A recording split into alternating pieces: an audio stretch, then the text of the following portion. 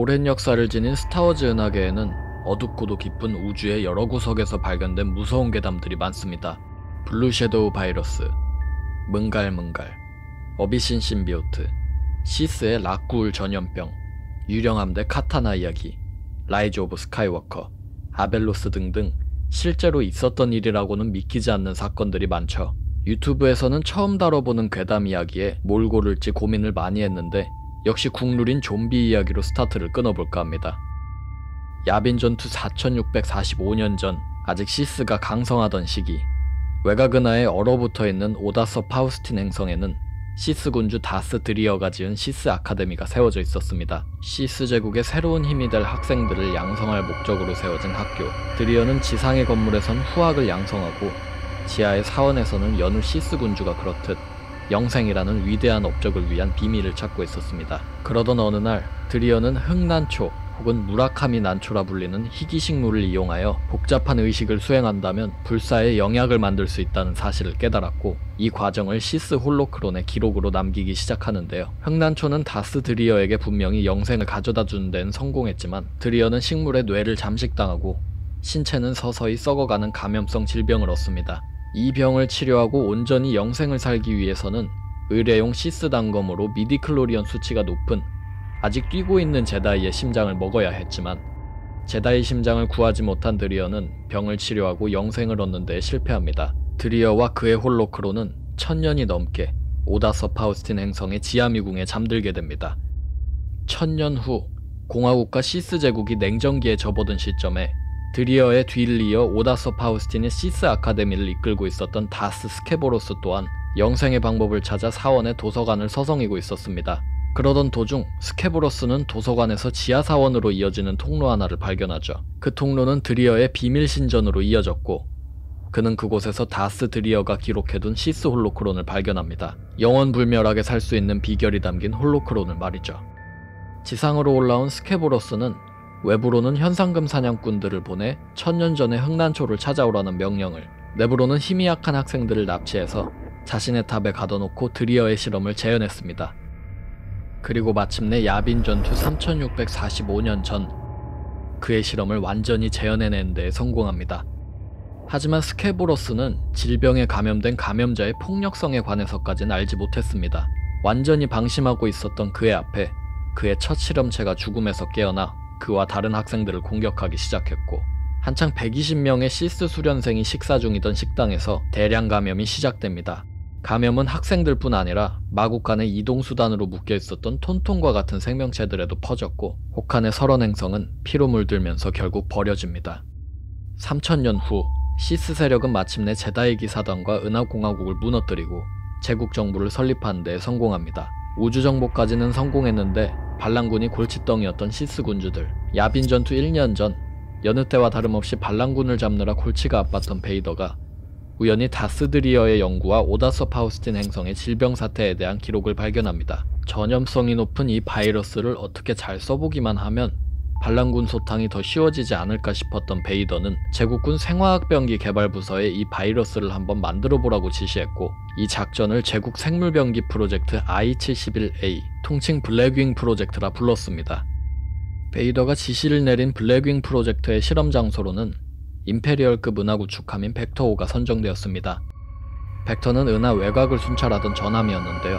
문제는 프로젝트를 진행하던 과학자들을 제외한 벡터5의 승무원들은 정작 자신들의 전함에서 무슨 일이 일어나고 있는지 몰랐다는 점이었습니다. 결과적으로 이 무기가 반군 섬멸에 도움을 줄 것이라는 사실만 안 채로 제국은 위험천만한 연구를 계속해 나갔습니다. 시간이 흐르고 제국군 과학자들은 기어코 바이러스를 부활시키는 데 성공했고, 이 바이러스를 더 효율적으로 적군에게 퍼뜨리기 위해 호흡기로 전염될 수 있도록 변이까지 시켰습니다. 그리고 그 과정에서 일이 틀어지고 말죠.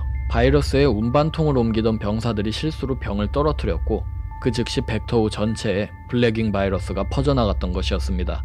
이 유출사고가 인체 실험 단계에 접어든 과학자들이 고의적으로 일으킨 것인지 아니면 실제로 사고였는지는 모르지만 초반에는 과학자들을 선두로 바이러스에 걸린 이들을 격리하면서 질병이 막아지는 듯 했습니다. 과학자들은 일부 승무원들이 보인 면역 반응을 토대로 백신까지 개발했지만 제대로 관리가 되지 못한 전함의 엔진이 멈춰버리고 더 나아가서는 동력까지 완전히 꺼져버리면서 소용이 없어집니다. 함내 모든 전원이 나가자 가뜩이나 치명적인 바이러스를 호흡기로 감염되도록 개조까지 했다 보니 블랙윙 바이러스는 격리 대책이 무색하게 모든 승무원들을 감염시키기 시작했습니다. 한번 심장이 멎었다가 살아난 감염자들은 백신을 맞은 자들과 생존자들을 닥치는 대로 공격했습니다. 수천 명이었던 승무원들은 어느덧 30명 남짓한 숫자로 줄었고 생존자들은 함선의 왕복선으로 탈출을 도모했지만 살아있던 시절 갖고 있던 기억을 토대로 견인광선을 작동시킨 감염자 하나가 왕복선을 도로 생포하면서 수포로 돌아갑니다. 생존자들이 탑승한 왕복선은 감염자들의 공격으로부터 안전하긴 했지만 물자도 없는 왕복선 안에서 10주라는 시간을 보내야 했던 생존자들은 기내에서 서로를 잡아먹으며 연명하면서 바깥과 별반 다를 바 없는 시간을 보냈습니다.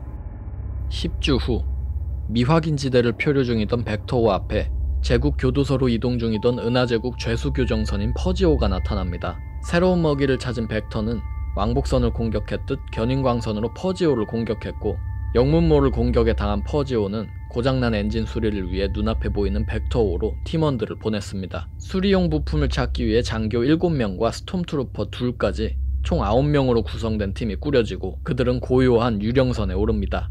각각 5명과 4명으로 흩어진 퍼지오의 팀원들은 전원 벡터5에 오른 순간 대기 중으로 감염되는 블랙윙 바이러스에 감염되었습니다.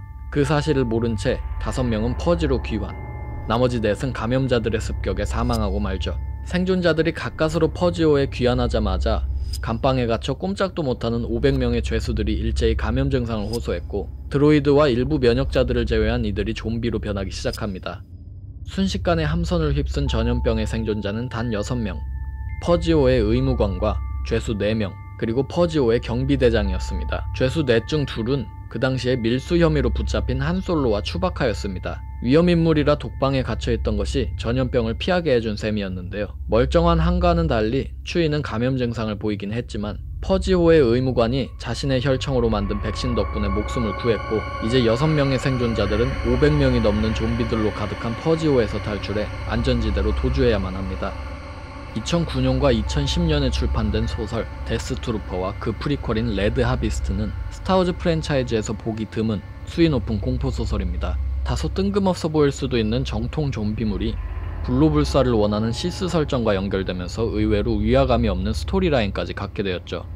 그 인기와 파급력이 컸던지라 캐넌 설정에서도 데스트루퍼 설정은 명맥을 이어나가는데요. 우리가 알고 있는 로그원의 데스트루퍼들이 바로 그 예시입니다. 캐넌 설정상 펠퍼틴 황제 본인이 향간에 들리는 소문 속 좀비 트루퍼들처럼 데스트루퍼들이 보이면 적들이 공포에 떨으라는 의미에서 이들의 이름을 데스트루퍼라고 지었다는 설정이 있습니다. 캐넌과 레전드 세계관 모두 결과적으로는 블랙윙 바이러스 좀비들을 완전 격리하는 데 실패했기 때문에 어쩌면 향후 미래에서 다시 한번 블랙윙 좀비들을 만나볼 수도 있을 것 같습니다. 우리가 사랑하는 스타워즈의 은하계에는 무궁무진한 비밀과 기적, 신비한 능력과 존재들이 있는 공간입니다. 하지만 정작 스타워즈 은하계에는 3분의 1이나 되는 부분이 탐사되지 않은 미지의 장소일 뿐더러 탐사가 이루어진 공간에서도 이상하고 괴상한 사건 사고들이 발생하곤 합니다. 하지만 은하계에서 들려오는 괴담들 중에서 단연코 가장 무서운 것은 인공적인 재해보다는 역시나 우주의 신비가 빚어낸 자연적이지만 지성체들이 이해하지 못할 존재들의 이야기였습니다. 스타워즈 우주의 진공은 생각만큼 허허벌판이 아니었습니다. 그곳에서 삶을 살아가는 생명체들도 있었죠. 벌모라런에 서식하는 니브레이들이나 용처럼 생긴 외형 탓에 스타 드래곤이라고도 불리는 두인우오구인 종족처럼 온순한 존재들도 있었지만 칠흑이라는 단어로도 표현이 되지 않는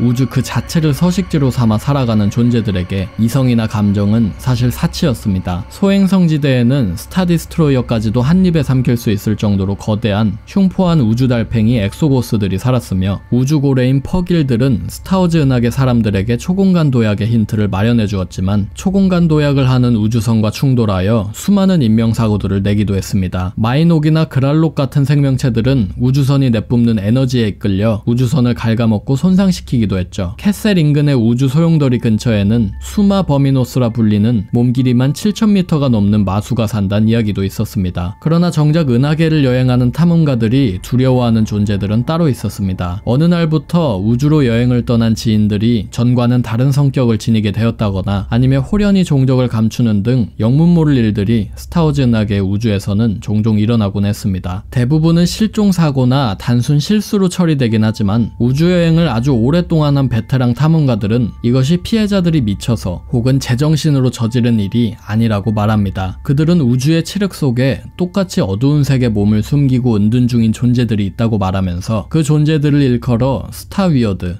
그리고 우주망령이라고 설명했습니다. 스타위어드는 창백한 피부에 인간의 골격을 연상케 하는 체형, 긴 손가락과 3개의 손톱, 날카로운 이빨을 지니고 있으며 눈은 노랗게 빛나고 그들의 하얀 머리카락은 공기가 없는 우주에서건 중력이 있는 곳에서건 흩날린다고 전해집니다. 또한 키가 아주 크다고 알려져 있는데요. 스타위어드의 목격담은 보통 시류주에서 수리를 위해 멈춰서 있는 고장난 우주선이나 초공간 도약을 하고 있는 우주선에서 전해집니다. 목격자들은 이들이 우주선의 벽을 뚫고 나타나며 총을 쏘거나 무언가를 던지는 등 그들을 향한 통상적인 공격법은 전혀 통하지 않는다고 말합니다. 우주선 내부로 들어온 스타위어드들은 그제서야 먹잇감을 고릅니다. 먹이를 고른 스타위어드는 텔레파시를 이용해 피해자의 머릿속으로 끔찍한 비명소리를 내지릅니다. 그리고는 곧장 먹이를 향해 달려들죠. 스타위어드의 얼굴은 형체가 뚜렷하지 않고 뒤틀린 형태이지만 종종 들려오는 목격담에 의하면 스타위어드들이 희생양들의 얼굴을 똑같이 따라한다는 이야기도 있었습니다. 그들이 자신들이 제압한 먹잇감을 실제로 섭취하는지에 대한 여부는 알려지지 않았지만 한 가지 확실한 것은 이들은 길고 날카로운 손톱으로 제압된 상대를 찢어 발겨서 죽인다는 것이었습니다. 스타위어드는 다양한 기술을 사용한다고 전해집니다. 텔레파시 외에도 투시 능력이나 염력을 쓰며 상대의 에너지를 흡수하고 손끝에서 번개를 쏠 수 있다고 하는데요. 이들이 어떤 식으로 이런 능력들을 쓰는지는 정확히 알려지지 않았지만 사람들은 그들이 포스를 사용할 수 있다고 여겼습니다. 또한 스타위어드들은 포스 감흥자들을 특히나 증오하는데 제다이들은 이 사실들을 바탕으로 스타위어드가 포스의 어두운 면에 의해 탄생한 존재이거나 포스의 어두운 면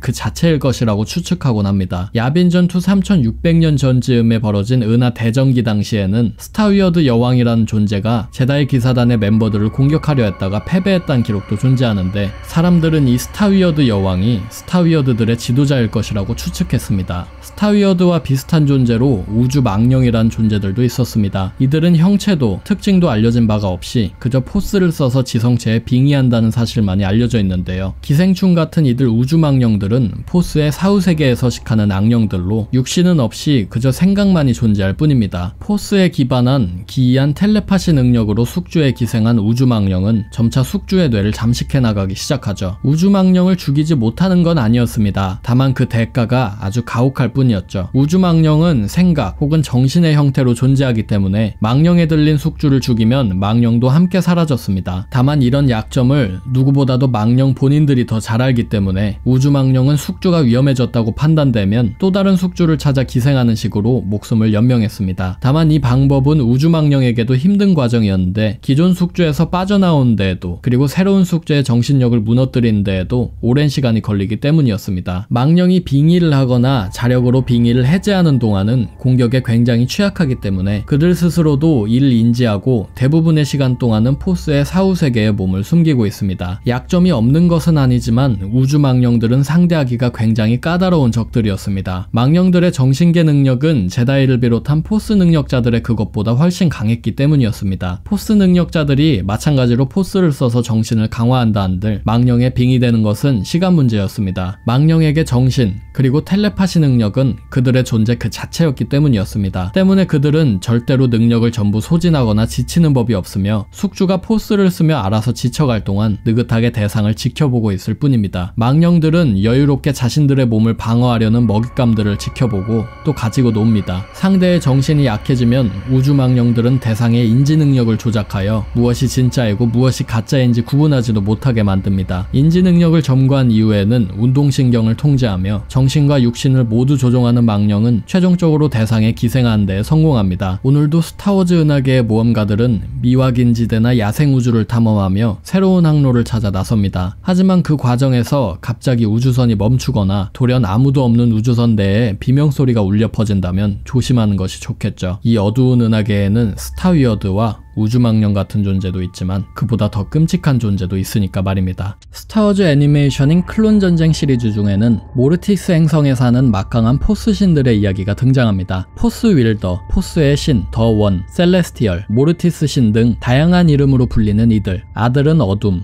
딸은 빛, 아버지는 균형을 관장하는 신인데요. 이 가족을 보면서 한 가지 궁금증이 들 때가 있습니다. 어째서 가족이 단 3명뿐일까요? 이 가정의 어머니 캐릭터는 애초부터 존재하지 않았던 것일까요? 막강한 힘을 가진 포스 신들의 가정, 그 이면에는 아벨로스라 불리는 여인의 이야기가 숨겨져 있습니다. 아벨로스 이야기는 야빈 전투 10만 년 전으로 거슬러 올라갑니다. 당시에는 모르티스가 아니라 다른 행성에서 살고 있었던 새 신들은 어느 날 하수인을 자처하는 한 여인을 만나게 됩니다. 하수인은 신들의 수발을 들으며 그들과 친해졌고 어느 시점을 기준으로 가정의 어머니로 인정받고 그들과 함께 살아갔습니다. 틈만 나면 싸우는 빛과 어둠을 달래고 아버지를 사랑했던 그녀는 가정의 진정한 균형과 행복을 지키는 인물이었습니다. 하물며 파괴적인 성향의 어둠신, 아들마저도 동굴과 협곡의 벽에 문양들을 새기는 등 그 힘을 건설적인 일에 쓰면서 빛과 어둠신 남매는 그들이 사는 곳 주변을 찬란하고 웅장하게 꾸며나갔습니다.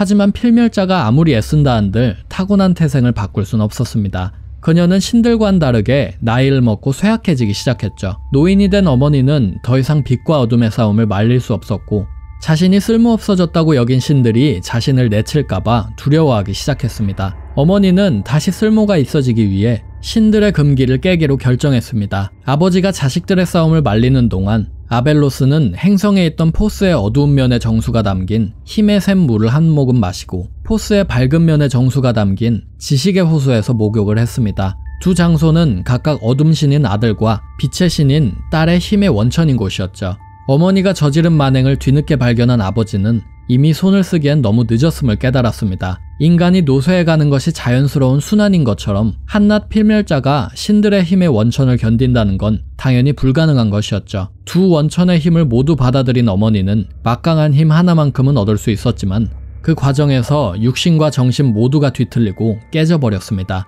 빛과 어둠이라는 태고의 힘을 몸속에 모두 품게 된 여인은 혼돈의 사도, 파괴의 신, 끔찍한 흑암의 존재 아벨로스가 되었습니다. 힘을 얻은 아벨로스는 새로 얻은 힘으로 힘의 샘 앞에 두 아이들을 무릎 꿇게 만들었지만 혼돈 앞에 무릎을 꿇은 빛과 어둠을 보고 경악한 아버지는 아이들을 데리고 행성을 떠났습니다. 아벨로스는 인간이던 시절부터 갖고 있던 자신의 가장 오래된 두려움, 가족들에게 버려지면 어쩌나 하는 두려움이 현실이 되자 이성을 완전히 잃었고 아벨로스가 온 은하계의 위험이 될 것이란 사실을 알게 된 새 신들은 그녀를 봉인시키기로 결정했습니다. 새 가족은 당시에 얼데란 행성에 살고 있던 곤충 종족 킬릭들을 자신들의 포스의 권능으로 조종하여 다양한 기술들을 창조해냈습니다. 거대한 견인광선으로 행성을 끌어당길 수 있는 센터포인트 정거장, 그리고 그와 유사한 외형의 싱크홀 정거장 모두 신들의 조종을 받은 킬릭들이 건설한 건축물들이었습니다. 아들과 딸은 강력한 센터포인트 정거장을 이용해서 자신들이 원래 살던 행성 주위에 훗날 모우라고 불리는 엄청난 블랙홀 군집을 형성시켰고 센터포인트 정거장보다 조금 크기가 작은 싱크홀 정거장으로는 그 군집이 한자리에 계속해서 모여있게끔 유지를 시켰습니다. 신들은 이 강력한 봉인으로 아벨로스를 격리시키는 한편 설사 아벨로스가 탈출하더라도 불멸의 존재인 자신들이 다시 그녀를 사로잡아서 봉인시킬 생각이었습니다. 아벨로스 이야기는 사람들에게 널리 알려지지도 않았으며 그저 이상하리만치 한 곳에 모여있는 블랙홀 군집에 붙은 신화 정도로 여겨졌습니다. 이후 모우는 일반적으로 접근하기 힘든 장소로서 다양한 집단들이 비밀 실험을 하는 장소 정도로 사용되었습니다. 한 솔로가 캐셀런을 주파하다가 우연히 들른 곳도 모우였고 은하제국이 데스스타를 비롯한 슈퍼무기들을 외부 은하계 사람들의 눈을 피해서 제작했던 장소도 바로 모우였죠. 은하계 시민들은 항상 봉인된 파괴신의 바로 옆에 있었습니다. 아벨로스는 끊임없이 탈출했다가 아들과 딸에게 붙잡혀 다시 봉인되기를 반복했습니다. 아벨로스가 탈출할 때마다 포스의 흐름, 즉 시간의 흐름이 요동쳤고 혼돈과 파괴가 은하계 너머로 들불처럼 번져나갔습니다. 문제는 클론 전쟁기에 벌어졌습니다. 불로불사의 존재인 모르티스 신들이 외부의 간섭으로 인해서 죽음을 맞이했던 것이었습니다. 아나킨 스카이워커, 아소카 타노, 오비안 케노비 세 제다이가 신들이 새로 정착한 모르티스에서 신들을 죽일 수 있는 유일한 무기인 모르티스의 단검으로 3명의 신 모두가 죽은 광경을 목격한 것이었죠. 이 때문에 아벨로스를 영원히 감시할 감시망은 깨져버렸고 아벨로스는 힘을 모으기 시작했습니다. 아벨로스는 새 신들을 따라하여 자신만의 포스 차원인 그림자 저 너머라는 공간을 만들었습니다. 이곳에는 육신과 정신을 분리할 수 있는 이들만 도달할 수 있었죠. 아벨로스의 힘은 블랙홀의 영향으로 모우를 벗어나지 못했으니 모우를 찾는 포스 감흥자들을 유도하였고 특이한 포스 신호에 이끌린 이들은 아벨로스에게 흡수되어서 영양분이 되었습니다. 스타워즈 은하계 외부의 세력인 유잠봉이 일으킨 유잠봉 전쟁이 끝난 지도 어느덧 15년이 지난 야빈 전투 44년 후 아벨로스는 본격적으로 움직이기 시작했습니다. 아벨로스는 시스와 제다이, 포스 감흥자들을 야금야금 행성으로 불러와서 양분으로 쓰거나 자신의 계획의 거름으로 사용했으며 자신이 갇힌 행성의 동식물들의 의지를 투영해 모두 자신의 뜻대로 조종했습니다. 목격자들은 아벨로스가 평범한 여성의 외형을 지니고 있는 듯 하지만 그녀의 입은 찢어질 듯 거대하고 푹 꺼진 두 눈은 매우 작으며 팔은 두껍지만 손은 길고 손가락 대신 촉수가 달린 기괴한 모습을 하고 있다고 말했습니다.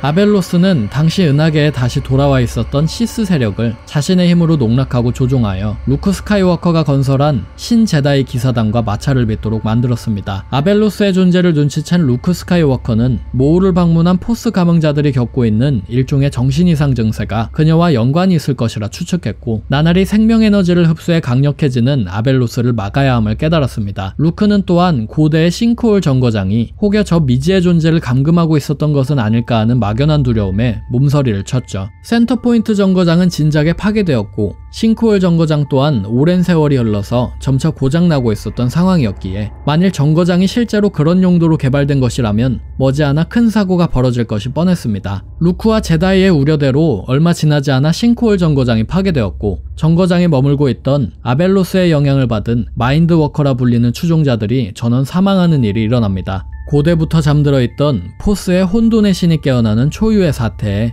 제다이는 이례적으로 시스 세력과 손을 잡고 아벨로스를 동시에 처단하려고 했죠. 시스가 자신들의 숙적인 제다이와 손을 잡는다는 것이 믿겨지지 않는 행동이긴 했지만 시스는 역시나 애초부터 다른 마음을 품고 제다이와 연합했던 것이었습니다. 그들은 시스의 능력으로 아벨로스를 잠재우고 그들의 의지대로 아벨로스를 부리려고 했던 것이었는데 파괴신인 아벨로스에게 고작 시스의 기술은 통하지 않았습니다. 아벨로스는 현장에서 자신을 잠재우려 했던 시스를 전부 죽여버리고는 그들의 힘을 흡수했고 뒤늦게 나타난 제다이와 시스 잔존 세력을 내버려둔 채 행성에서 탈출했습니다. 모르티스의 신들이 불멸의 존재였지만 결국 죽음을 맞이했듯 아벨로스도 죽을 수는 있었습니다. 힘을 계속해서 소모하고 육신이 약해지면 결국 소멸시킬 수 있었죠. 이를 알았던 아벨로스는 계속해서 포스 능력자들을 흡수하고 강력한 인물에 빙의되고 도망가기를 반복하면서 은하계를 헤집기 시작했습니다. 특히 아벨로스의 힘의 원천은 포스였기 때문에 막강한 제다이나 시스보다 만만한 제3의 포스 세력들이 그녀의 공격에 타깃이 되었습니다. 포스를 흰색의 물결이라 칭하는 팔라나시 세력, 남초리오스 행성에 거주하는 세란 리스너 등 많은 세력이 아벨로스의 공격에 쓰러졌습니다. 아벨로스는 제다이 기사단이 수호하던 새로운 공화국과 그 의회에 시스가 잠입해 있는 것을 보고 그 상황을 이용하여 은하계를 지배하려 했습니다. 아벨로스는 포스의 힘으로 의회에 모여있는 의원들을 최면에 빠뜨리고는 평범한 몸으로 변장한 자신이 정치 수반으로 선출되도록 유도했죠. 그리고 자신을 뒤쫓던 제다이와 시스인 벤 스카이워커 그리고 베스타라 카이로 하여금 힘의 샘에서 물을 마시게 하여 새로운 아들과 딸이 되어 포스의 신 가족으로서 은하계 전체를 완전히 통제하려고 했습니다. 균형이 아니라 혼돈이 은하계의 질서를 잠식하는 광경을 지켜볼 수 없었던 루크 스카이워커는 시스 군주 다스 크레이트와 함께 아벨로스의 차원으로 찾아가 그녀와 결전을 벌였습니다. 루크가 아벨로스에게 공격을 날리고 크레이트가 아벨로스의 힘을 흡수하면서 두 사람은 끝끝내 아벨로스를 패배시키는 데 성공했습니다. 모르티스의 새 신들이 육신을 잃고 죽었음에도 포스의 빛과 어둠, 균형이 남았던 것처럼 아벨로스가 육신은 파괴되었음에도 혼돈이 재림할 수도 있다고 생각한 루크는 이후 제다이 기사단 내에서 뛰어난 재능을 지닌 기사들을 선정하여 한때 모르티스 신들을 죽였던 유일한 무기인 모르티스 단검을 회수해오라는 지령을 내렸습니다. 아벨로스가 돌아오면 그 무기로 그녀를 다시금 죽일 계획이었던 것이죠. 후세대의 사람들을 아벨로스의 공격으로부터 지키기 위해 온 은하계로 흩어진 단검의 기사들이 모르티스의 단검을 찾는 데 성공했는지는 알려진 바가 없지만 아벨로스의 흔적은 그 이후로 은하계 어디에서도 발견되지 않았습니다. 아벨로스 이야기는 클론전쟁 시리즈가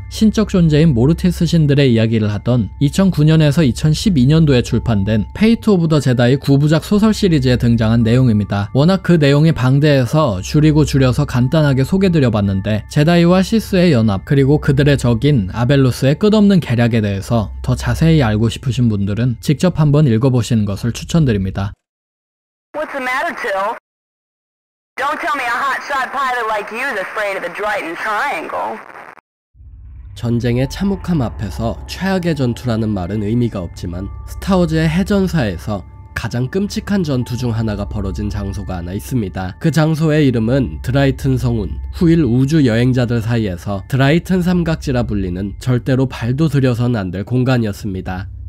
지오노시스 전투로부터 1년하고도 10개월이 지난 야빈 전투 20년 전, 키아디문디 장군이 공화국 은하 해병대를 이끌고 마에기토 행성으로 쳐들어가기 직전 상황이었던 당시, 전 은하계를 휩싼 클론 전쟁의 화마는 나날이 격화되고 있었고, 분리파와 공화국은 서로 우위를 잡기 위해 새로운 병기들을 제작하고 있었죠. 그런 양 진영의 눈에 들어온 것이 있으니 바로 스티기움 광물이었습니다. 스티기움은 우주선의 투명 장치에 들어가는 광물로, 이를 이용하면 적군의 스캔을 교란하는 선에서 끝나는 다른 기술들과는 다르게 센서는 물론이거니와 육안으로도 보이지 않는 스텔스 장치를 만들어낼 수 있었습니다. 시스 세력의 시미터 침투기, 공화국군의 IPV-2C 스텔스 초기함 등이 이런 함선의 예시였죠. 공화국군의 스텔스선이 투입된 크리스톱시스 전투에서도 보았듯 스티기움을 이용해 완전히 투명해질 수 있는 우주선의 제작은 단 한 척만으로도 전장의 흐름을 바꿀 수 있을 정도로 중요한 요소였습니다. 하지만 당대 스티기움 채굴지로 알려진 광산이란 광산은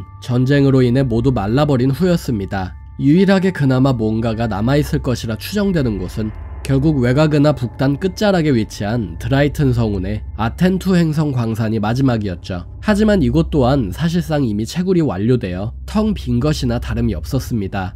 그럼에도 불구하고 분리파의 최고사령부는 지푸라기라도 잡는 심정으로 이 아텐2 행성의 광산을 확보하기 위해 드라이튼 성운으로 함대를 출정시켰습니다. 이 소식이 공화국 수뇌부의 귀에 들어가자 공화국 측도 당장 드라이튼 성운으로 함대를 출동시켰습니다. 공화국 함대는 이 사안을 아주 중요하게 여겼기 때문에 친제다이 성향의 전사대인 펜다란 전사대의 지원을 받으며 있는지도 모르는 스티기움 광산을 분리파가 손에 넣는 것을 방지하고자 했습니다. 드라이튼 성운에서 격돌한 두 함대는 이내 맹렬한 전투를 벌이기 시작했습니다. 양 진영 모두 극심한 피해를 입으면서도 아텐2를 서로에게 넘길 수 없었던 상황. 설상가상으로 이 치열한 전장에 불청객이 찾아옵니다. 당대 은하공화국이 분리주의 세력과의 전면전을 선언하며 외곽은하의 치안이 무너지자 이를 기회로 삼고 성장한 대규모 해적 세력인 블랙선과 공화국만큼이나 오랜 역사를 자랑하는 악명 높은 범죄 조직인 헛카르텔의 연합함대가 마찬가지로 스티기움을 노리고 일부러 두 진영의 병력이 많이 소진된 뒤늦은 시점에 전장에 합세한 것이었습니다.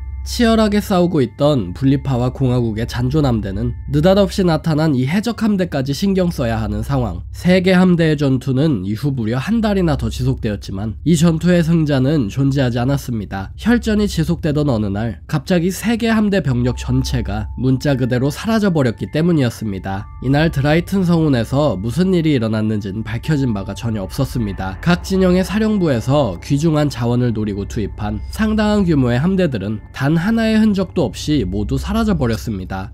누군가는 귀신 들린 드라이튼 성운이 세 함대 모두를 괴멸시킨 것이라고도, 누군가는 함대와 승무원들이 모두 투명해져서 유령 함대로 남아버렸다고도 합니다. 하지만 한 가지 확실한 것은 세 진영의 모든 병력 중에서 생존자는 단 한 명도 없었다는 사실입니다. 이 같은 수수께끼 탓에 훗날 드라이튼 성운은 성운 내에 있는 아텐2, 드라이튼, 그리고 임다 행성을 중심으로 드라이튼 삼각지라 불리는 악명 높은 지역으로 통했습니다. 이상하게 이곳을 지나는 전투기나 함선들은 모두 실종되어 버리기 일쑤였고, 죽은 조종사들의 원혼을 보았다고 주장하는 사람들도 적지 않았습니다. 많은 이들은 이를 드라이튼 전투로 인해 성운에 생긴 악령들이 벌인 짓이라고도 말했죠. 은하 제국기에 접어들어 제국군부는 이 소문을 역이용했습니다. 제국군은 스티기움 기술을 접목시킨 차세대 타이 전투기인 타이 팬텀을 개발 중이었는데, 이 팬텀기의 주 연구소로 드라이튼 성운의 임다 행성을 고른 것이었죠. 이곳은 괴담으로 인해서 애초에 사람들의 접근이 적은 곳이기도 했고, 설사 민간인들이 우연히 연구소를 발견한다 한들 그들이 개발한 눈에 보이지 않는 유령 전투기 타이 팬텀으로 격추시키면 그만이었기 때문이었습니다. 마티오 베치 대제독을 총지휘관으로 임명하여 임다 행성의 위성인 임다 알파에 초대형 연구기지를 세운 제국군은 타이 팬텀과 마찬가지로 투명 능력이 있는 슈퍼스타 디스트로이어 테러함으로 방어했지만 이 연구 또한 오래가지 못했습니다. 테러함과 타이 팬텀 기지 모두 반란군의 특수공작 요원들의 공격으로 파괴되어 소용없게 되었기 때문이었죠. 결국 드라이튼 삼각지는 또 다른 희생양을 집어삼켰고, 수많은 여행자들이 목격했다는 괴담의 정체는 물론이거니와 35년 전 그날 드라이튼 전투가 어떻게 끝났는지 역시 끝끝내 아무도 알지 못하게 되었습니다.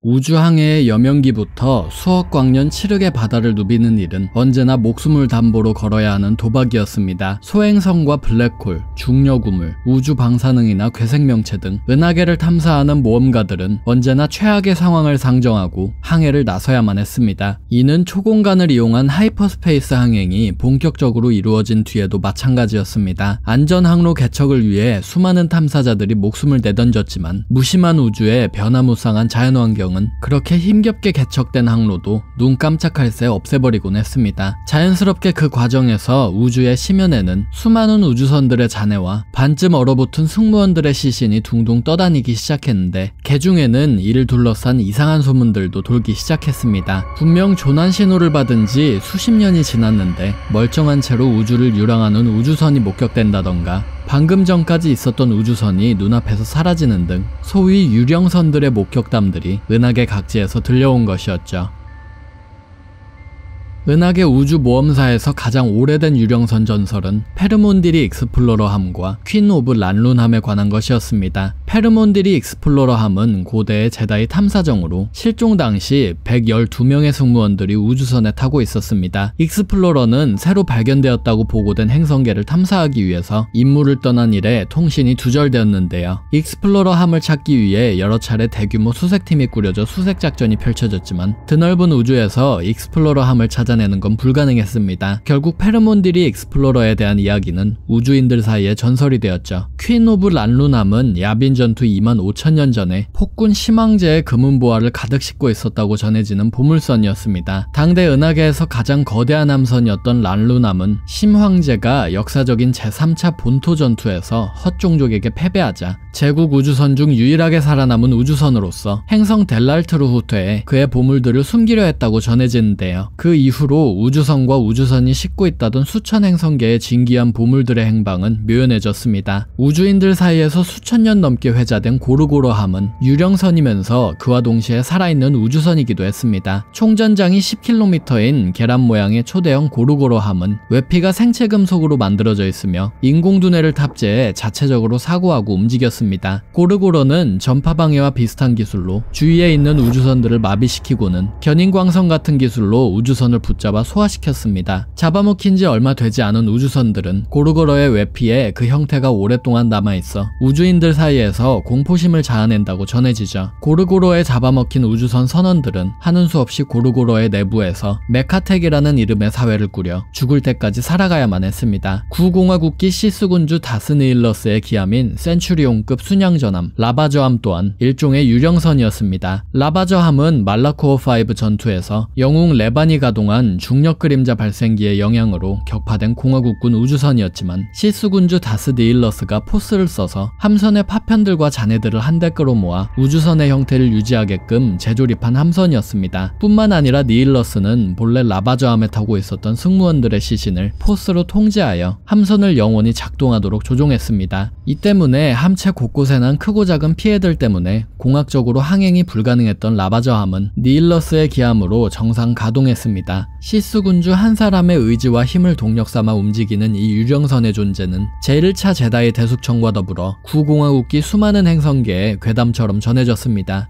베라기 유령선은 구공화국기 외곽은하 베라기 섹터에 동명의 무역로에서 수십 년간 목격되었던 유령선이었습니다. 이 우주선은 육안으로 보았을 때 눈앞에 있다가도 금방 투명해졌던 탓에 많은 우주인들이 두려워했는데요. 조사팀이 직접 우주선에 올라 연구한 결과 베라기 유령선에는 초기형 클로킹 장비가 탑재되어 있었고 이것이 고장나는 바람에 육안에 보이지 않았던 것으로 판명났습니다. 텔즈콘의 방랑자라는 별명이 붙은 우주선은 행성 브라스퀘라에 퀘라인들이 만든 1500m짜리 우주선으로 고향 행성인 브라스퀘라가 빙하기에 접어들자 빙하기가 끝날 때까지 행성민들을 태우고 우주를 방랑하기 위해 만들어진 일종의 피난선이었습니다. 계획대로 흘러갔더라면 이 우주선은 함선에 탑재된 열광선으로 행성의 빙하기를 더 빠르게 끝낼 예정이었으나 결국 야빈 전투 17년 뒤에도 우주를 방랑하기만 할 뿐 고향으로 돌아가진 못하는 상황이었습니다. 정황을 모르던 당시 신공화국 정부는 텔즈콘 행성계 인근에서 수년간 계속 목격되는 이 우주선에 텔즈콘의 방랑자라는 별명을 붙이고 인양작전을 펼쳤습니다. 야빈 전투 2만 년 전의 우주선이었던 30m짜리 스타킬러호는 현상금 사냥꾼 레시 드로보의 우주선이었습니다. 드로보는 당시 제다의 기사 로니본 와사키를 생포하여 탄소냉동했는데 냉동된 와사키가 포스 능력으로 함선에 타있던 드로보의 암살 드로이드를 조종, 현상금 사냥꾼을 죽이고 우주선의 하이퍼드라이브가 망가지면서 2만 년간 아광 속으로 우주를 유랑해야만 했습니다. 제다이를 싣고 있던 현상금 사냥꾼의 우주선 이야기는 은하 내전기까지 우주인들 사이에서 오르내렸고 실제로 스타킬러호가 은하 내전기에 발견되어 발견자들이 탐험했지만 우주선 안에서 그들을 기다리고 있던 건 2만 년 동안 우주선을 지키려 했던 암살 드로이드와 정신이 분열된 미치광이 제다이였습니다. 스타워즈에서 유령선 하면 가장 먼저 떠오르는 카타나 함대는 클론 전쟁이 발발하기 24년 전인 야빈 전투 46년 전에 은하공화국이 창설한 정부 치안유지군이었습니다. 총기함 카타나함을 중심으로 총 200척에 달하는 카타나 함대는 당대 최대 전력의 함대라는 위용을 갖고 있었는데요. 하지만 첫 출정과 동시에 카타나 함대는 우주의 심연 저너머로 사라지고 말았습니다. 카타나 함대는 우주 함대의 승무원진을 최소화하기 위해 종속회로라는 이름의 시스템으로 운용되었는데 쉽게 말해 카타나 함대는 총기함인 카타나함의 명령에 종속되어 그 어떤 명령이라도 따라야 하는 설계였던 것이었습니다. 그런데 비극적이게도 당시 은하계에 돌고 있었던 향정신적 바이러스인 하이브 역병 감염자가 총기함에 탑승하고 있었고 하이브 바이러스는 카타나함에 급속도로 퍼져 승무원 중 하나가 미확인 루트로 초공간 도약 명령을 내리면서 카타나 함대 전함 200척 모두가 일순간에 사라진 것이었습니다. 수많은 탐험가들이 카타나 함대를 찾으려 했지만 모두 좌절되었고 전설로만 기록되던 카타나 함대가 은하계 역사에 다시 모습을 보인 건 오랜 시간이 지난 후였습니다. 스타워즈 에피소드 1 보이지 않는 위험과 그 삭제 장면에 등장한 더스티 덕호는 비교적 최근의 유령선이 된 비운의 우주선이었습니다. 더스티 덕은 나부 사태가 한창이던 야빈 전투 32년 전에 타투인에서 정비를 받고 있었는데요. 타투인에서 나부의 여왕 파드메 아미달라 일행이 더스티 덕호 근처를 지나가자 그들을 뒤쫓던 실수군주 다스몰이 아미달라 일행이 더스티 덕에 숨었을 것이라 여기고 함장인 니아메시 딤을 살해한 것이었습니다. 결국 주인을 잃은 정비 드로이드들은 오랜 시간에 걸쳐 우주선을 고치는 데 성공했지만 더스티 덕이 타투인을 뜰 일은 이후로도 일어나지 않았습니다. 이외에도 파레이함과 네뷸라 스토커함 등 우주 탐험가들 사이에서 이름이 오가는 유령선들은 한둘이 아니었습니다. 그리고 그 숫자는 공화국 말기에 벌어진 클론 전쟁기와 제국기에 벌어진 은하 내전기 등 은하계가 대전을 치를 때마다 다양한 이유로 우주에서 실종되고 소식이 끊기는 우주선들이 많아지면서 덩달아 늘어만 갔습니다. 그러니 스타워즈 세계관의 우주에서 통신 시도를 해도 아무런 답신이 없고 그저 유유자적 항해를 이어가는 우주선을 목격한다면 섣불리 다가가지 말고 이상한 점은 없는지 유심히 살펴보는 것이 좋을 겁니다. 코러산트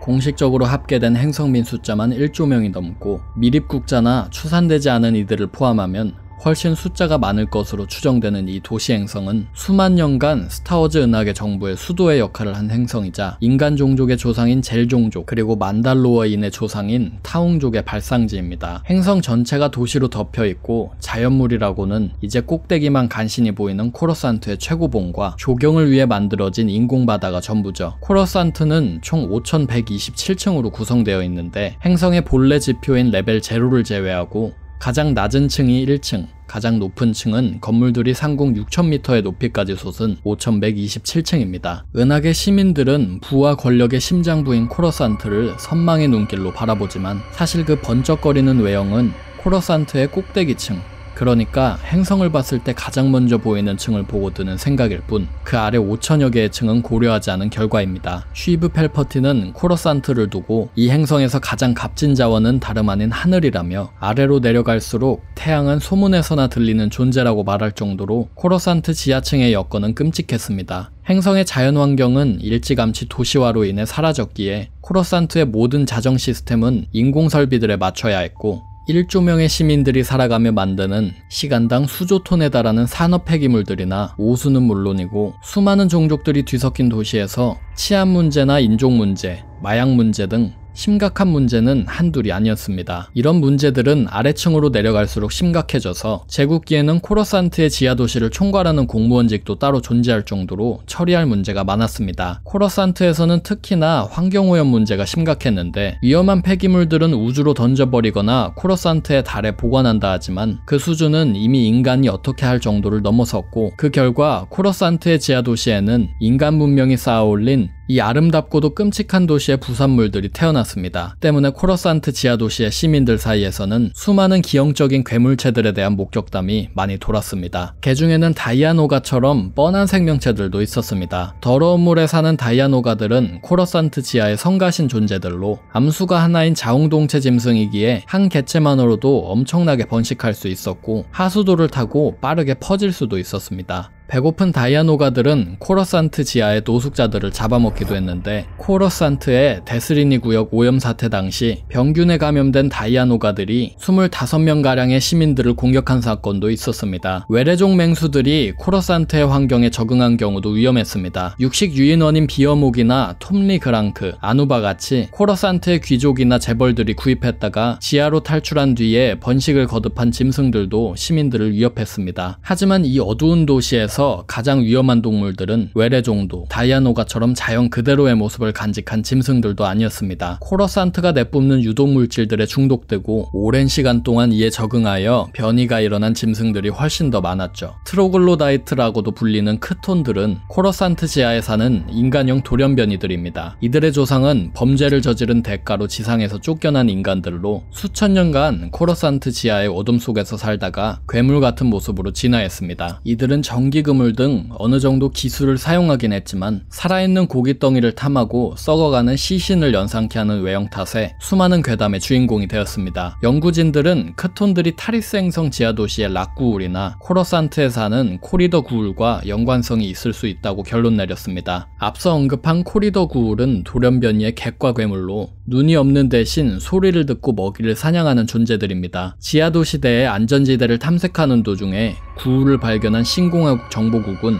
구울이 외부인에 대해 자연발생적인 방어기제를 갖고 있음을 알게 되었으며 그들의 신경을 건드리지 않는 방법을 찾았습니다. 코러사니 오우건은 코러산트의 지하와 하수도 등에 서식하는 인간형 괴물들로 원자로의 방사능이나 하수구의 폐수 등의 오염에 노출되어 녹아내리는 듯한 기형적인 외모를 가진 것으로 추정된 이들입니다. 코리더 구울처럼 이들의 정확한 기원은 알려지지 않았는데요. 옷을 입고 무기를 쓸 줄 알았으며 기초적인 의사소통도 할 수 있는 오우거들은 일반적으로 외부인을 피했지만 위협을 당하거나 배가 고프면 사람들을 공격하는 것으로 알려졌습니다. 은하공화국 말기 코러산트 야생동물관리부에서는 오우거들의 뇌에 억제기를 넣어서 길들이기를 시도했는데 이후 은하제국 정부에서는 이를 군사적으로 이용하기 시작했습니다. 통제된 오우거들을 은하 곳곳으로 보내 시민들을 위협하고 제국은 스톰트루퍼를 파견해 오우거들을 처리함으로써 은하 시민들에게 제국이 우방이란 모습을 만든 것입니다. 그 외에도 막노동 등에 사용하기 위해서 오우거를 길들이려는 시도들이 이어졌지만 생명체를 기계화시키는 데에 쓰이는 비용이 건설 드로이드를 사는 비용을 상회했기 때문에 금방 이 프로젝트는 무산되었습니다. 사람이 아니라 건물에 해를 입히는 짐승들도 있었습니다. 스타워즈의 콘크리트 같은 듀라크리트를 먹는 동물들이 그 예시인데 듀라크리트 민달팽이와 듀라크리트 벌레 등이 있습니다. 화물선 등을 통해 코러산트로 유입된 듀라크리트 민달팽이는 건축에 쓰이는 듀라크리트를 먹고 사는 기생달팽이로 듀라크리트로 지어진 건물에 굴을 파고 삽니다. 평균 크기는 3에서 5m지만 코러산트 지하에서 발견된 개체들 중에선 10m에 달하는 있었다는 것도 있었습니다. 한편 듀라크리트 민달팽이와 유사하게 생긴 듀라크리트 벌레는 코러산트 지하에 서식하며 건물의 배관과 기반을 뜯어먹는 해충으로 크기는 3에서 5m에 이르렀습니다. 듀라크리트를 섭취하며 살아가는 이들은 시민들에게 피해를 주진 않았지만 코러산트에 버려진 하충부 건물 중에는 엄청난 하중을 홀로 견디고 있는 노후화된 건물들도 있었기 때문에 이들이 갉아먹은 건물이 붕괴하면 상층부에 있는 도시구역들까지 위험해질 수도 있었습니다. 무리쥐는 코러산트 지하에 서식하는 돌연변이 쥐입니다. 쥐라고는 하지만 평균 크기는 장장 3m, 무게는 300kg에 다다르며 피부는 각종 종양과 굳은 살로 덮여 있습니다. 강력한 이빨과 턱으로 거주지를 망가뜨리는 유해동물이지만 해충인 듀라크리트 벌레를 잡아먹는다는 이점도 있었습니다. 한 번에 10마리 이상의 새끼를 낳는 무리쥐는 무리 생활을 했으며 떼를 지어다니면서 노숙자들을 공격해 잡아먹기도 했습니다. 전성관 벌레는 이름이 시사하듯 전성관에 기생하는 벌레입니다. 건물이나 우주선의 배터리 전력을 빨아먹는 귀찮은 존재들인데 그대로 내버려 두면 수백 미터까지 자라나기도 했습니다. 이들은 기계 전력을 빨아먹는 것만으로도 위협적이었지만 미약한 전기에도 반응하기 때문에 밤중에 사람의 귀를 통해 두뇌로 들어가 기생하기도 했습니다. 이 때문에 코러산트 지하층의 거주민들은 한시라도 빨리 지하를 떠나고 싶어 했습니다. 화강암 민달팽이는 지나가는 곳마다 부식성 점액을 흘리고 다니는 생물입니다. 야빈 전투 335년 전경 은하공화국은 쓰레기 처리 목적으로 화강암 민달팽이들을 코러산트의 지하로 들여왔는데 코러산트의 어마어마한 폐기물량 덕분에 개체수가 급증해 피해를 주기도 했습니다. 클론 전쟁기에 접어들어 공화국 의회에는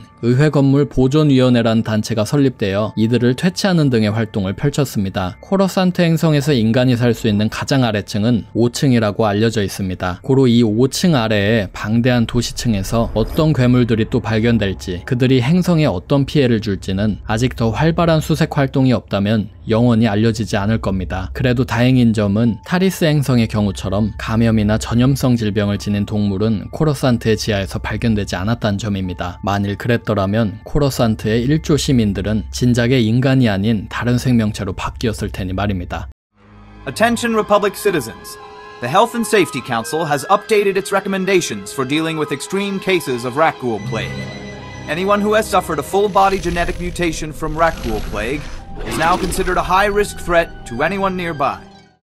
포스의 어두운 면을 따르는 시스 군주들의 야망은 수천 년간 끝이 없었지만 그들이 추구하는 길의 종점에 항상 있었던 건 영원성, 즉 죽음을 속이고 얻는 영생이었습니다. 정신을 포기하고 60만 영생을 얻은 블랙윙 바이러스의 케이스, 포스의 응집점으로 생명을 창조하려던 다스 플레이거스, 그리고 클로닝 기술과 시스 연금술로 육신을 오가며 정신을 유지하려 했던 다스 시디어스까지 시스 군주들은 야망의 영속을 위해서라면 그 어떤 만행도 서슴지 않았습니다. 시스 군주들의 영생 추구가 은하계에 미친 영향은 많지만 그 중에서도 가장 오래되고 가장 치명적인 케이스는 시스 군주 카니스 무어와 그가 개발한 락구울 전염병일 텐니다. 야빈 전투 7000년 전 카니스 무어는 본래 제다이 기사단 내에서도 유망주로 손꼽히던 제다이였으나 포스의 어두운 면과 접촉한 뒤로 타락하여 다크 제다이가 되었습니다. 그를 비롯한 12인의 다크 제다이는 제다이 기사단과 100년의 암흑기라는 세월 동안 전투를 벌였지만 결국 패배하여 행성 코리반으로 추방되었죠. 12인의 이 추방자들은 공화국과 제다이 기사단의 배신자였지만 코리반 민간인들 사이에서는 신처럼 추앙받았고 결국 제다이가 끊으려 했던 다크 제다이의 유산은 코리반을 고향 삼은 시스 기사단의 창설로 이어지고 말았습니다. 그 어떠한 제약 없이 포스의 어두운 면을 마음껏 휘두를 수 있게 된 무어는 동료 시스 군주의 도움을 받아 시스 연금술을 이용해 탈리스만을 하나 만듭니다. 후일 그의 이름을 따 무어 탈리스만이라 불리는 이 유물은 시스 군주 무어가 본인의 정신을 집어넣어 만든 도구로 이 탈리스만을 이용하면 인근에 있는 그 어떠한 지성체이건 시스 흑마술로 락구울이라는 괴물로 바꿔놓을 수 있었습니다. 무어는 락구울을 만드는 탈리스만으로 영원히 자신을 따를 군대를 준비한 것이었죠. 또한 탈리스만은 무어의 정신이 담긴 물건이기에 이것이 영구히 주인의 손에 안전히 달려있게 하기 위하여 착용자의 육신이 나이를 먹지 않도록 하는 부가적인 능력도 가지고 있었습니다. 락구울은 통상 인간이 락구울 전염병에 걸리게 되면 신체가 뒤틀리는 식으로 만들어지는 괴수로서 사지가 달려있는 인간형 괴수이지만 등이 굽고 머리 모양과 이목구비가 완전히 뒤틀린 모습을 하고 있습니다. 락구울은 무어 탈리스만에 담긴 포스의 힘으로 초기 생성될 수 있으며 이렇게 생긴 락구울에는 고전염성 질병이 있어 물리거나 손톱과 발톱에 스치면 피해자 또한 6시간에서 48시간 내로 금세 락구울로 모습이 변화했습니다. 락구울병에 걸린 사람은 처음에는 극도의 고통에 시달리며 눈과 코에서 피를 흘리다가 신체가 락구울화되는 것으로 알려져 있는데요. 본래 포스 감흥자들과 일부 외계 종족은 락구울 주술에 면역이 있었기에 무어가 락구울 질병이라는 바이러스를 추가로 만들어 완성시킨 덕택이었습니다. 살점을 뜯어먹는 락구울들은 자체적인 지성이 없어 오로지 무어 한 사람만의 명령을 따르는 일명 시스스폰 괴수였습니다. 락구울 전염병은 완성되었지만 정작 무어 본인은 락구울을 이용한 은하계 정복을 실현하기도 전에 그를 시샘한 동료 시스군주의 간계에 빠져 육신의 사망을 경험해야만 했습니다. 다행히 이미 탈리스만에 정신을 붙여두었던 무어는 덕분에 정신이 남아 온전히 유지할 수가 있었습니다. 탈리스만에 갇힌 무어는 강력한 포스 감흥자를 찾아 그가 탈리스만을 집으면 그의 머릿속에 침투해 자신이 빙의할 계획을 꾸몄습니다. 무어의 정신이 담긴 탈리스만은 여러 명의 주인을 거친 끝에 외곽 은하의 도시 행성인 타리스의 지하 도시에 버려졌습니다. 이 때문에 거대 도시 행성인 타리스의 지하 도시에는 락구울 감염병이 퍼져 도합 6천만 마리의 락구울들이 타리스의 지하를 서성였습니다. 코러산트 못지않은 도시 행성이었던 타리스 행성의 정부는 지하층 전체를 점거한 거대한 락구울 무리를 어떻게 손쓸 방도를 찾지 못한 채 계속해서 방치해야만 했습니다. 타리스에 잠들어 있던 무어 탈리스만은 이후 만달로리안 전쟁이 한창이던 야빈 전투 3962년 전에 고대 시스 유물에 관심이 많던 만달로어인 과학자인 펄시퍼에 의해 발견되어 만달로어인 전초기지 행성이었던 제블에서 연구되었으나 금세 행성에 역병이 퍼져 제블에 있던 100만 명의 만달로어인 전원이 락구울로 변하는 사고를 겪었습니다. 심지어 전사민족 만달로어인을 모체로 하는 일명 만도락들은 블라스터와 스피더바이크를 사용하는 수준의 지성까지도 갖추고 있었죠. 이에 제블 행성에서의 사고 소식을 들은 제다이 기사단은 고대 시스 군주인 무어의 탈리스만을 회수하라는 지령을 제다이 마스터 셀레스트 몬에게 내렸고 무어는 방심한 몬에게 계획대로 달라붙어 그녀의 빙의하려 들었습니다. 하지만 무어의 정신이 자신에게 완전히 빙의되기 전 제다이 마스터 몬은 자신이 제블에서 발견한 무어 탈리스만이 세상에 나오면 안 된다고 판단, 최후의 기지를 발휘하여 탈리스만과 다른 시스 유물들을 자신이 끌어안은 채로 냉동 수면 장치에 들어갔고 제블 기지가 고전염성 락구울 전염병에 함락되었다는 소식을 들은 만달로어인 사령관 카서스 펫이 제블에 궤도 폭격을 가하면서 제블의 락구울들은 전멸하게 되었습니다. 락구울 역병이 가장 심각하게 퍼져 있던 행성 타리스 역시 락구울 사태가 일단락된 듯 했습니다. 시스군주 말락이 제다이 바스틸라샨을 찾기 위해 타릭스 행성에 엄청난 규모의 궤도 폭격을 가하면서 상당수의 락구울들이 폭격과 방사능에 죽어나가면서 락구울의 개체수가 급감한 것이었습니다. 게다가 레반이 락구울에 물리거나 스쳤을 때 아직 피해자가 락구울화되지 않은 시점에 맞으면 락구울이 되지 않는 치료제까지 발견하면서 락구울 문제는 이전보다는 그리 심각하게 여겨지지 않았습니다. 하지만 락구울이 타리스의 방사능에 반응하여 돌연변이화되거나 일부 과학자들이 연구를 위해 락구울 표본을 채취, 이것이 다시 모종의 이유들로 인해 방출되면서 은하계 곳곳에서 작은 락구울 사태들은 계속해서 일어나곤 했습니다. 그중 특히 심각했던 사건이 바로 은하 대전기인 야빈 전투 3639년 전쯤 시작된 락구울 팬데믹이었습니다. 여객기 스타드림에 락구울 질병이 감염된 애완동물을 데리고 탄 승객으로 시작된 이 재난은 스타드림기가 타투인 행성에 추락, 인근의 수많은 지성체들을 락구울로 만들면서 빠르게 전파되기 시작했습니다. 시스 제국과 은하공화국 모두 타투인 행성을 격리시키기로 결정했지만 타투인 행성에 의료 지원을 하기 위해 행성을 오갔던 자원봉사자들을 통해 락구울 전염병은 삽시간에 은하계 각지로 퍼져나갔습니다. 이에 얼데란과 코렐리아 등 수많은 중심 은하의 도시 행성들도 락구울 사태를 겪었지만 초동대처 덕분에 바이러스가 행성 전체를 뒤덮는 일은 발생하지 않았습니다. 구공화국기를 떠들썩하게 만들었던 락구울 바이러스는 이렇게 잠잠해지는가 했지만 완전히 끝이 나는 것은 아니었습니다. 제블 행성의 궤도 폭격 당시 무어 탈리스만을 끌어안고 동면에 들어간 제다이 몬의 냉동포드가 파괴되지 않고 고스란히 남아있었던 것이었죠. 수천 년이 지난 후 클론 전쟁기에 접어들어 제블 행성은 광물질을 캐기 위한 광산이 되어 있었습니다. 그곳에서 광부들은 몬의 냉동포드를 발견했고 수천 년도 넘게 은하계 그곳에 박혀있던 포드를 제블박스라 부르며 궁금해했습니다. 제블박스는 머지않아 은하제국기에 접어들어 다스베이더가 이끄는 조사대에 의해 4000년 만에 개봉되었습니다. 포드 안에서 4000년 만에 눈을 뜬 모는 만달로어인들이 공화국을 전복시킨 데엔 실패했지만 현재 시스가 은하계를 지배 중이란 소식을 들었고, 이는 구공화국기의 제다이 몬에게는 절망으로, 시스 군주인 무어에게는 희망으로 다가왔습니다. 이 소식을 들은 몬은 눈앞에 있는 시스 군주인 다스베이더와 결투를 벌였지만 그를 이기진 못했고, 몬이 결투 도중에 밀리자 숙주의 생명을 우려한 무어의 정신이 베이더의 부하들을 락구울로 만들면서 락구울 역병이 다시 한번 시작되었습니다. 천하의 다스베이더마저도 너무 많은 숫자의 락구울들과 고대 시스에 빙의한 제다이 마스터를 상대하기엔 역부족이었고, 결국 베이더는 행성을 뜯는 수밖에 없었습니다. 그 대신 다스베이더는 머리를 써서 락구울을 이용해 반란군을 사보타주할 계획을 세웠습니다. 베이더는 반군 연맹 안에 숨어있는 첩자를 통해 반군에게 락구울이 창고라는 위성에 제국 비밀기지가 있다고 속였고, 이 정보에 넘어간 반란군은 레아 오르가나와 루크 스카이워커, 한 솔로와 추바카 등 반란군의 영웅들이 직접 이끄는 정예부대를 위성에 파견했습니다. 하지만 반란군의 영웅들이 마주한 건 제국군의 비밀기지가 아니라 락구울이 된 제국군 스톰트루퍼 부대와 스카이워커의 피가 흐르는 레아와 루크를 노리는 무어의 영혼이었습니다. 영문도 모른 채 행성에 도달했다가 기습을 당한 반란군은 큰 희생을 치르고 간신히 행성을 탈출하는 데 성공했고, 하늘이 준 기회를 놓친 무어의 영혼과 무어의 영원한 인질인 모는 다시 한번 기회가 올 때까지 늙지도 않는 채로 은하계의 외딴 곳에서 조용히 기다리는 수밖에 없었습니다. 수많은 락구울 때와 함께 말이죠.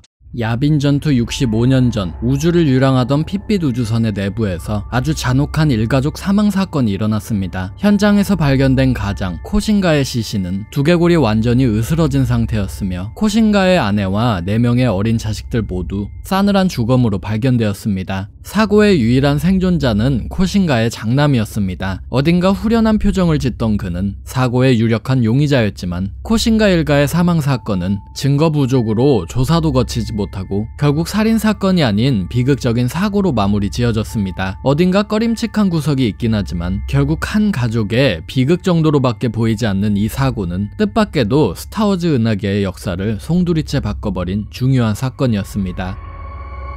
사고 피해자인 코신가는 행성 나부의 귀족이었습니다. 허나 그의 가문은 귀족이라곤 해도 아주 부유하다고 할 수 있을 정도로 부가 많지도 않았고, 일가에서 왕이나 고위 간부를 배출한 적이 없어 정치적 영향력이 있지도 않은 구시대의 유물일 뿐이었습니다. 코신가는 일평생 한 자리 차지하기 위해서 여기저기 아부를 떨었지만 무용지물이었습니다. 비전도 실천력도 없었던 그는 무력하기만 한 가장이었습니다. 삶의 패배감은 가족에 대한 분노로 표출되었습니다. 코신가는 굉장히 폭력적인 사람이었으며 능력은 없으면서 무력은 그 누구보다도 많았던 인물이기도 했습니다. 코신가의 아내는 남편에게 순종적이기만 했던 자아가 없었던 여자였습니다. 그녀는 코신가의 자식을 총 5이나 낳았는데 장남까지 아들이 3, 딸이 2명 있었습니다. 장남을 제외한 나머지 4명의 자식들은 아버지와 어머니처럼 현실과 현재에 순종하는 그런 인물들이었습니다. 당시 10대 후반이었던 코신가 일가의 장남은 제법 어린 나이였음에도 불구하고 그런 자신의 가족들이 한심하고 무능하다고 느껴왔습니다. 가문의 부와 과거의 영광에만 안주하고 나아가질 못하는 부모와 형제자매들은 그에게 답답한 짐으로 느껴질 뿐이었습니다. 그렇다고 그가 무턱대고 자신의 가족을 답답해하기만 했던 건 아니었습니다. 그는 가족을 위해서 어떻게 하면 가문이 더 나아갈 수 있을지, 부와 지위를 얻을 수 있을지 여러 차례 조언을 해주었지만 그럴 때마다 돌아오는 부모의 대답은 함부로 조언하지 말아라, 너는 왜 그렇게 나서냐 같은 부정적인 반응들 뿐이었습니다.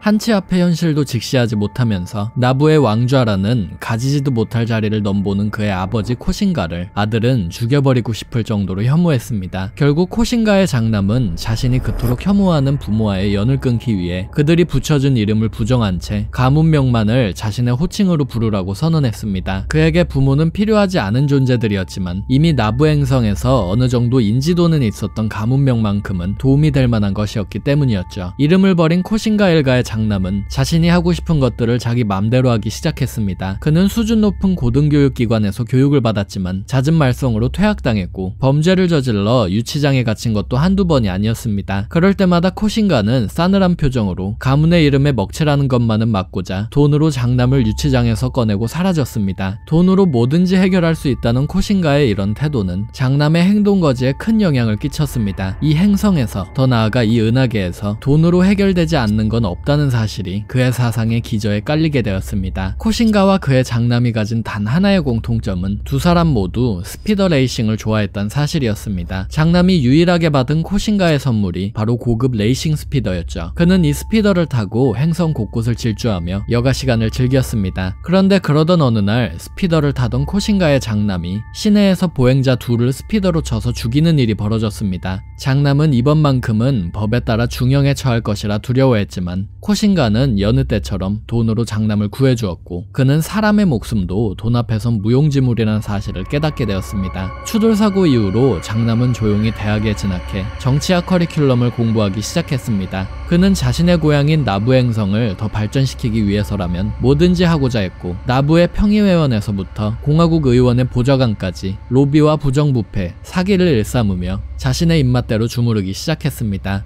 장남의 이러한 시도는 점점 규모가 커져 여러 사람들의 관심을 샀습니다. 은하계 최대 규모의 금융회사였던 다마스크 주식회사의 회장 해고 다마스크도 그중 하나였죠. 코신가의 장남의 잠재력을 알아차린 그는 여러 차례 그와 개인적으로 만나 이런저런 이야기를 나눴습니다. 자신의 장남이 은하계에서 제일 가는 금융회사 회장과 어울리는 모습을 바라본 코신가가 느낀 감정은 자부심이나 뿌듯함이 아니었습니다. 좌절감, 부러움, 열등감에 휩싸인 코신가는 다마스크에게 다시는 자신의 아들과 만나지 말라고 엄포를 놓았고 이 사실을 알게 된 그의 장남은 분노에 차 오래전부터 계획했던 자신의 욕망을 실현시키기로 결심했습니다. 야빈 전투 65년 전 코신가 일가는 찬드릴라 행성으로 유학을 가있던 17살 난 장남을 데려오기 위해 일가 전체가 요트를 타고 나부에서 찬드릴라로 이동했습니다. 아버지와 만난 장남은 일방적인 그의 결정에 분노해 그와 크게 말다툼을 했죠. 말싸움 도중 코신가는 장남에게 해서는 안 될 말을 하고야 말았습니다. 자신은 너를 아주 오래전부터 죽여버리고 싶었다며 진작에 죽였을 것을 그러지 못해 후회한다는 말을 한 것이었습니다. 이 말을 들은 장남은 분노와 증오에 차 아주 오래전부터 자신의 내면에 깃들어 있었던 기묘한 힘으로 그를 세차게 벽으로 던져버렸습니다. 무언가 두꺼운 껍질이 부서지는 소리가 들리며 코신가는 그렇게 생을 마감했습니다. 아버지를 살해한 장남은 거기서 멈추지 않았습니다. 코신가를 지키려고 나타난 경호원, 무능한 자신의 어머니, 한심한 4명의 형제자매들까지 잔혹하게 전부 죽여버렸습니다. 하지만 장남은 두렵지 않았습니다. 무언가 후련하다는 감정, 해방감에 가까운 감정만이 느껴질 뿐이었습니다. 사람의 죽음은 돈으로 가릴 수 있는 하찮은 것이었고 자신에게는 해고 다마스크라는 든든한 우군이 있었기 때문이었습니다. 장남은 다마스크에게 연락해 방금 있었던 일을 전달했고 그의 예상대로 코신가 일가의 사망사건은 살인사건이 아닌 사고로 종결되었습니다. 이를 처리한 다마스크는 코신가의 장남을 반기며 이렇게 말했습니다. 축하한다 펠퍼틴, 드디어 해방되었구나. 펠퍼틴을 반긴 그는 이내 포스의 어두운 면에 드디어 눈을 뜬 그를 시스로 키우기 위한 훈련을 준비했습니다. 다마스크 홀딩스의 회장인 해고 다마스크, 다스 플레이거스는 이 야심차고 소시오패스적인 자신의 제자 펠퍼틴에게 은밀하다는 의미가 담긴 시디어스라는 이름을 붙여주었습니다. 다스 시디어스라는 펠퍼틴의 페르소나가 탄생한 순간이었습니다. 다스 시디어스가 되기 이전 청년 펠퍼틴의 이야기는 소설 다스 플레이거스의 초중반에서 다뤄진 이야기입니다. 펠퍼틴이 어떻게 정치와 기만에 그렇게 능통했는지, 그의 사상의 기저에 유년 시절에 어떤 경험들이 깔려있는지 진득한 묘사들이 담겨있죠. 그리고 그가 자신의 일가족을 죽이는 충격적인 장면은 시스로서 다스 시디어스가 내디딘 가장 큰 한 걸음으로 볼 수가 있겠는데요. 그의 유년기 이야기는 현재 캐논 세계관에서도 상당수 공식 설정으로 인정받고 있습니다.